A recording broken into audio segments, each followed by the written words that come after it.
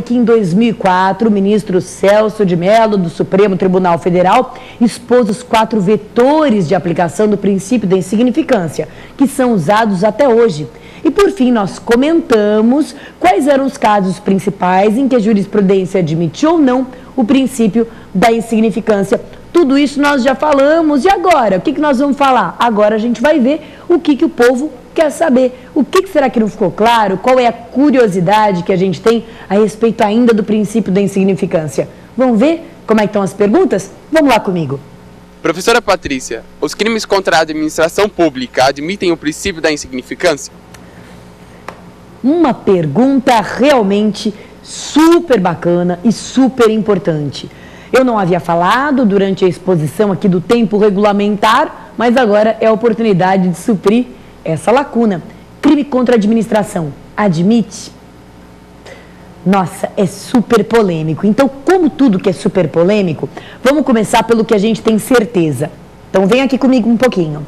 Existe uma coisa que são os crimes contra a administração pública. Eles estão previstos, ora no Código Penal, artigo 312 e seguintes, ora em leis especiais. Tem uma lei especial, por exemplo, um decreto-lei, na verdade, decreto 201 de 67, que trata dos crimes de responsabilidade de prefeitos e vereadores, que também tem crimes contra a administração pública. O Código Penal Militar também tem crimes contra a administração pública.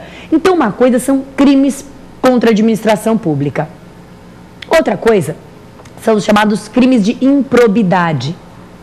Aquilo que a gente chama coloquialmente de crime de improbidade, que está previsto lá na lei de improbidade administrativa, na verdade não é crime. A lei de improbidade administrativa é uma lei civil. Tanto é que a ação de improbidade administrativa não é uma ação penal. É uma ação civil pública, ela segue o rito da ação civil pública, ela é julgada por um juiz civil. Então, embora a gente chame de crime de improbidade, naquelas condutas previstas na lei de improbidade não são crime, são infrações, mas não são crime. Pois bem, aos atos de improbidade administrativa, aplica-se o princípio da insignificância? Se você tem aí um cliente sendo processado pela lei de improbidade, será que você pode alegar o princípio da insignificância? Bem, também não é manso nem pacífico, mas aí tem uma posição fortemente majoritária. E ela é majoritária no sentido da negativa. Existem posições isoladas a favor, mas o entendimento majoritário é de que o princípio da insignificância é um princípio penal que não pode ser transportado por analogia para a ação de improbidade, para as condutas tipificadas como crime de improbidade, que na verdade não são crimes, são infrações civis, são infrações de cunho civil e administrativo, e não crimes. Então o entendimento majoritário é de que para os chamados crimes de improbidade, se isso cair num concurso, meu amigo, minha amiga telespectadora, se isso cair numa prova, você pode encher a boca e dizer que não. Crime de improbidade não tem princípio da insignificância. Claro como sol Mediterrâneo? Claro. Ok. Agora, e os crimes mesmo? Os crimes contra a administração pública? Os crimes processados perante um juiz criminal? Aí existe grande polêmica. Existe posição firmada do STJ no sentido de que não pode aplicar princípio da insignificância a crime contra a administração pública. Há o entendimento de que os crimes contra a administração pública não ofendem apenas ao patrimônio, mas também à moralidade administrativa. E a moralidade administrativa não admite flexibilizações. Eu não posso dizer, a gente pode, aviltar só um pouquinho a moralidade, que não vai ter grande dano. Não, moralidade tem que ser respeitada e ponto. Então, posição do STJ é bastante categórica no sentido de que não se aplica.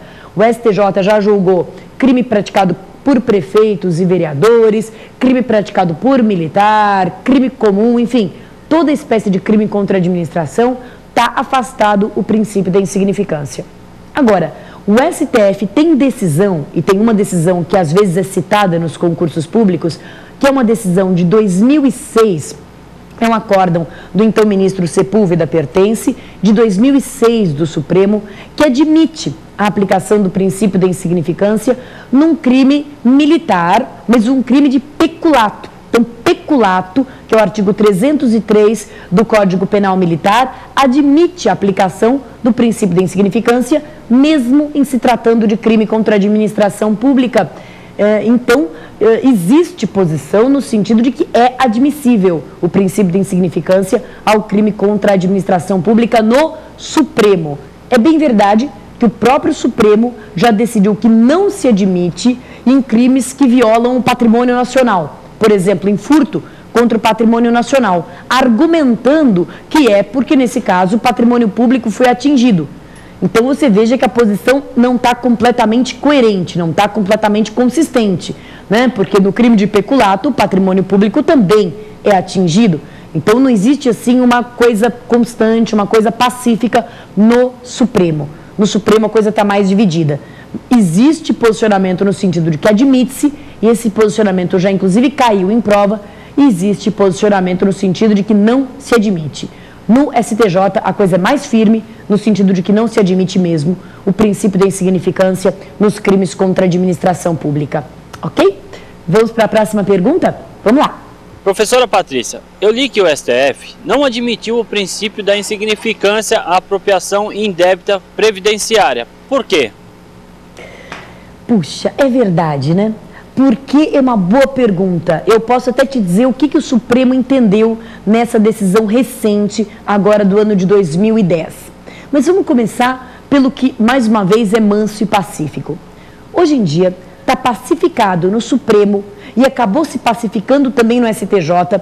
O STJ, na verdade, se curvou ao Supremo. O STJ tinha outra posição, a quinta turma do STJ tinha outra posição, mas acabou se curvando ao Supremo pela admissibilidade do princípio da insignificância aos crimes tributários. Então, pacificou-se no Supremo que nos crimes tributários, e entre eles o crime de descaminho, tem muito acórdão sobre isso, que nos crimes tributários, e entre eles no crime de descaminho, aplica-se o princípio da insignificância, usando-se como critério o quê? Como critério o valor usado pela Receita para arquivar as execuções fiscais. A Lei 10.522 de 2002, 10.522 de 2002, estabelece no seu artigo 20 que as execuções fiscais cujo valor seja inferior a R$10.000 são arquivadas. Então, pacificou-se no Supremo o entendimento de que o crime tributário, ou o descaminho, que é um crime tributário, com valor menor do que R$10.000, é insignificante. Aplica-se o princípio da insignificância.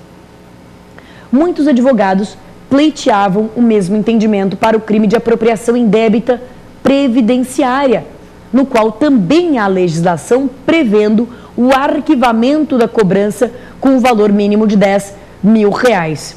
Então, muitos advogados pleiteavam que o mesmo tratamento aos crimes tributários fosse dado aos crimes previdenciários. Mas, em recente acórdão, o Supremo Tribunal Federal entendeu, ministro Lewandowski, lavra do ministro Lewandowski, primeira turma do Supremo, entendeu que no caso dos crimes previdenciários não se aplicava a insignificância, porque a reprovabilidade da conduta era muito grande. O ministro cita o déficit na Previdência, e ele diz que, dadas as informações do Tribunal de Contas da União, dando conta, narrando o déficit da Previdência, não pode ser considerada insignificante uma conduta que contribui para esse buraco. Então, o ministro Lewandowski entendeu que, por se tratar de um bem jurídico supraindividual, a Previdência Social, a rigidez financeira, a saúde financeira da Previdência Social, por se tratar de um bem jurídico supraindividual, era incompatível com o princípio de insignificância. Na verdade, é um pouco contraditório, a meu modesto entender, porque se ele já foi tão bem aceito e tão pacificado nos crimes tributários, e como nós sabemos também o problema de sonegação fiscal é um problema bastante grave, mas que não impediu o reconhecimento do princípio da insignificância, eu acho que essa posição não é muito coerente, mas realmente o Supremo decidiu assim, que no crime de apropriação indébita previdenciária não se aplicava o princípio da insignificância. É isso. Próxima questão. O delegado tem que instaurar inquérito se o crime for insignificante? Pergunta muito bacana também. O delegado é obrigado a instaurar inquérito no caso de princípio da insignificância? Olha só, num primeiro momento a gente